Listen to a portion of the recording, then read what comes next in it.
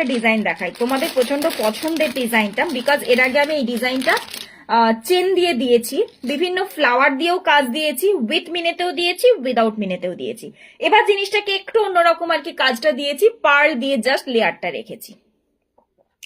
এই যে ফ্লাওয়ারের ইয়েটা যাচ্ছে, মানে এই পোর্শনে যে ফ্লাওয়ারের পেন্ডেন্টের পোর্শনটা যাচ্ছে টাই নেকলেসের আর কি, তো সেই জায়গাটা যাচ্ছে দেখো চেনের মধ্যে, আর এই জায়গাটা রয়েছে কিন্তু পার্লের মধ্যে। এবারে পেছনে তোমার কিন্তু তুমি টাসেল থাকবে, তুমি যদি মনে করো লং করে ক্যারি করবে, খুব বেশি একটা লং হবে না যদিও, বাট এটা নেকলেস করেই বেশি বেটার যাবে।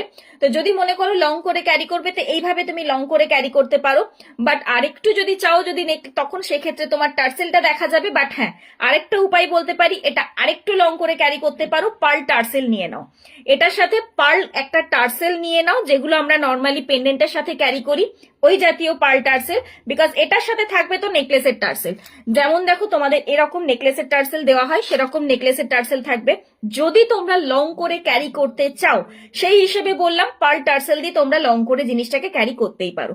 বাট পিসেসটা যাচ্ছে এইরকম ভাবে, একটা নেকলেসের মতো করে যাচ্ছে পিসটা, এন্ড তার সাথে ইয়াররিংসটা যাচ্ছে কিন্তু এই যে